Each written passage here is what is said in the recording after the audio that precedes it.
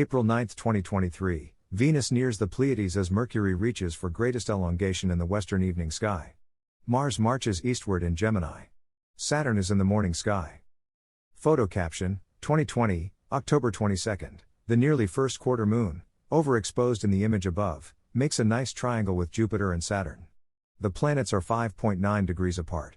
The moon is 4.4 degrees to the lower left of Jupiter and 4.2 degrees to the lower right of Saturn. By Jeffrey L. Hunt. Chicago, Illinois, sunrise, 6:20 a.m. CDT, sunset, 7:25 p.m. CDT. Check local sources for sunrise and sunset times for your location. Times are calculated by the U.S. Naval Observatory's MICA computer program. Here is today's planet forecast. Morning sky. Chart caption, 2023, April 9th, the moon is neared Shubha before sunup. 1 hour before daybreak, the gibbous moon, 89% illuminated, is low in the south-southwest. It is approaching Shubha, the Scorpion's forehead. Later today, tomorrow morning in New Zealand, the moon covers or occults the star.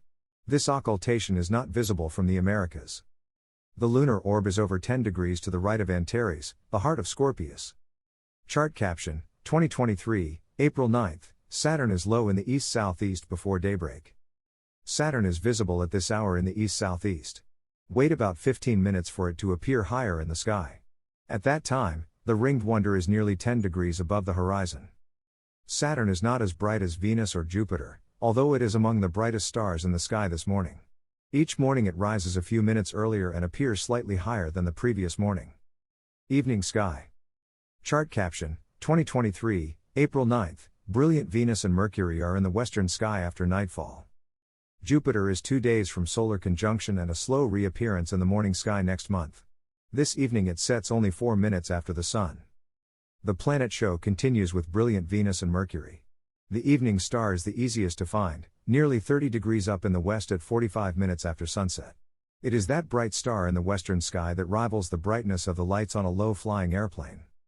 Chart caption, 2023, April 1st to April 22nd, Venus moves from Aries into Taurus, passing the Pleiades and the Hyades. Venus is approaching the Pleiades star cluster, passing it tomorrow evening. This evening, the planet is 3.1 degrees to the lower left of the stellar bundle. Notice Aldebaran, Taurus' brightest star, over 13 degrees to the upper left of Venus. Chart caption, 2023, April 9th, through a binocular, Venus is near the Pleiades star cluster. Through a binocular, Venus and the Pleiades comfortably fit into the same field of view. Count the number of stars you can see with and without the optical assistance. Venus continues to step through Taurus, passing in front of interesting star fields. Use a binocular to track the planet against the sidereal backdrop. Mercury is nearing its largest separation from the Sun, known as the greatest elongation. With the plane of the solar system favorably tilted with the western horizon, the planet is easiest to see and highest in the sky at this time interval after nightfall.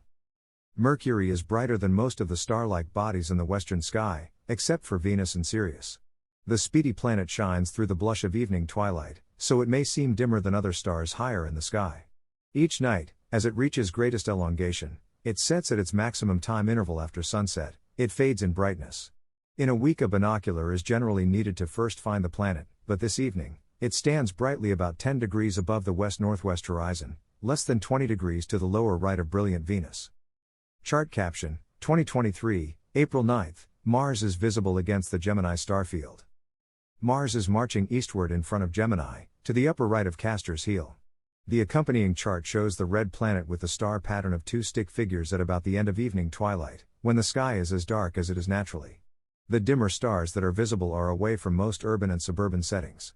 For most observers, Castor and Pollux are easy to see and possibly Elena. Mars is generally moving diagonally across the constellation toward Pollux.